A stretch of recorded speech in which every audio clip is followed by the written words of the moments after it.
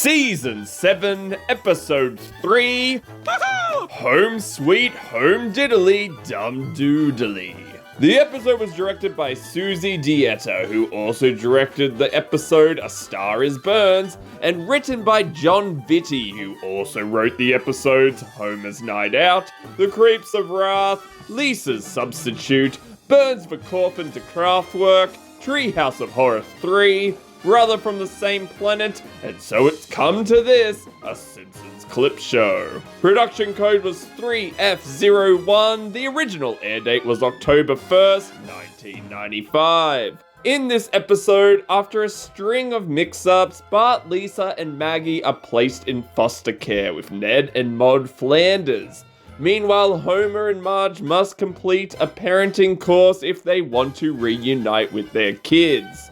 The chalkboard gag was, no one wants to hear from my armpits, and the couch gag is the family in a Brady Bunch style parody. The concept came from George Mayer during one of the twice yearly story retreats where the writers pitched ideas at a nearby hotel.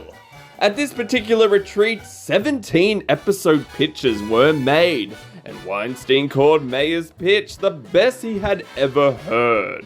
Oakley and Weinstein asked John Vitti, a former regular writer, to handle the script since they wanted a heavy hitter to launch the 7th production season. Vitti's draft kept most of Mayer's original pitch intact. Home Sweet Homediddly-Dum-Doodily also marked the first episode made after Bill Oakley and Josh Weinstein took over as showrunners. Outside the courthouse, viewers can spot a statue of Simpsons writer John Swartzwelder. Oakley later explained this was actually a mistake. He and Weinstein assumed Springfield was in Swartzwelder County after seeing a montage in the season 3 episode Dog of Death. In reality, that scene showed Springfield as part of Springfield County, with Swartzwelder being the neighboring county. The Child Protective Services agent in the story was modeled after a high school teacher both Oakley and Weinstein disliked. Also, Hank Azaria's performance as Cletus sounded slightly different in this episode, since over the break between seasons, he and the team had forgotten the exact voice they originally used. This was also the episode where we learned Cletus's name. During the parenting class, Agnes Skinner complains that the state might take Seymour away after another argument about an inflatable bath pillow. This wasn't the first time the pillow was mentioned. The two had already quarreled over it in the season 6 episode, The Springfield Connections, which we have covered before. This episode also saw a return to traditional colouring methods, as digital colouring was considered too slow to use regularly at the time. A small animation slip occurs when Bart and Lisa go to bed at 7 o'clock. When Lisa opens the blinds, an earlier version of Bart can be seen outside playing baseball. Here are the top 5 moments from the episode. Number 5. Tighten those braids, Missy. Hoist your flag, Dooley. Nelson, you look adorable. I feel like punching myself. Bart, stop scratching. You're messing up your hair. Ah! Lice! How on earth does a boy get head lice in this day and age? We bought a wicker basket from Pier 1, and he was passed out inside. Hey, how come I get lice and nothing happens to Millhouse? Oh, so cold. So very, very cold. Number 4.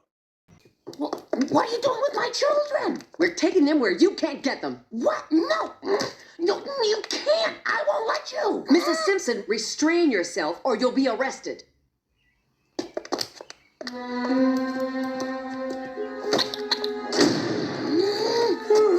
Now just relax, kids. All we're doing is taking you to a foster home.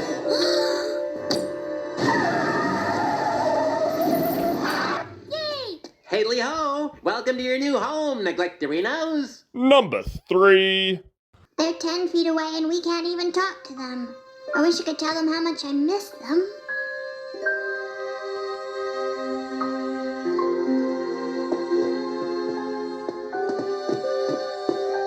It's so quiet here without the kids. What I wouldn't give to hear Lisa play another one of her jazzy tunes.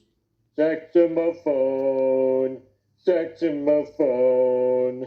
Oh. I miss the way Bart would say something and then say dude. I wish I knew something about the baby I could miss now. You mean Maggie? That's it. We've never been separated from the kids for so long. I don't know how much more I can take. That's Bart's ring!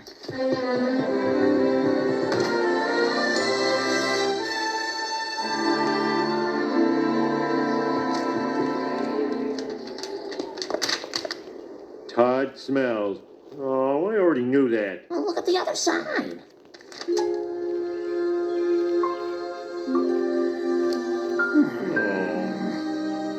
Number 2.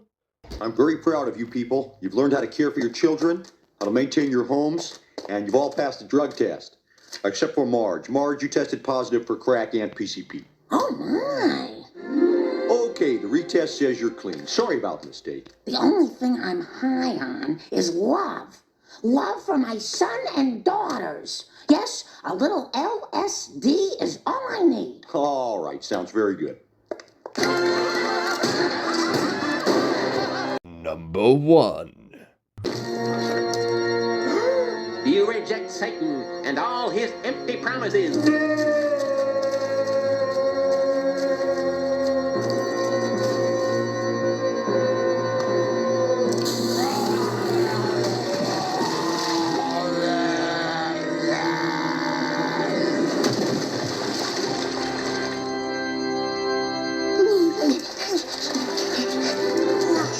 Wow, Dad, you took a baptismal for me. How do you feel? Oh, Bartholomew, I feel like St. Augustine of Hippo after his conversion by Ambrose of Milan. Wait, Homer, what did you just say? I said, shut your ugly face, Flanders! Oh, fair enough. The MVP for this episode is going to my favorite, Marge Simpson. She deserved none of what happened to her in this episode. It was heartbreaking when she struggles with child services, and the ending with Maggie choosing her is just mwah, chef's kiss. And you know what? I'm also giving this MVP to Homer Simpson. He treats Marge to a day of luxury, and he really proves in this episode he would do anything for his kids, including taking a baptism for Bart. This is the best version of Homer, so yes, it is a tie. On IMDb, the episode is currently at an 8.4, and I agree with this rating. It is an 8 from me. This is a very strong episode, and I remember how infuriated I was as a kid when no one believed that Marge was a good mother, and that she had to take a class to prove so. The glimpse at what happens in the Flanders household is also terrifying but hilarious, and this also has one of the best endings for an episode in the series run. Tune in next week as we go through another episode in the series, but until then, see you later everyone. Cheers. Oh, there's my sweet little Maggie.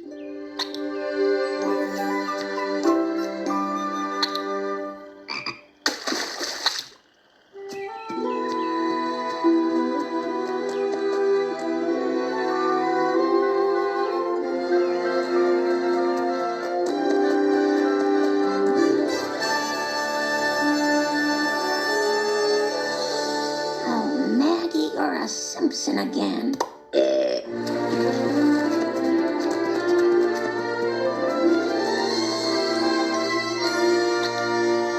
what was it like at the Flanders house? Yeah, give me all the dirt. Let's see. Dirt.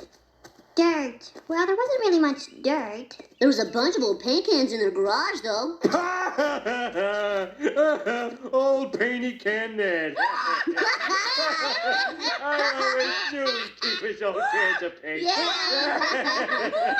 I like that.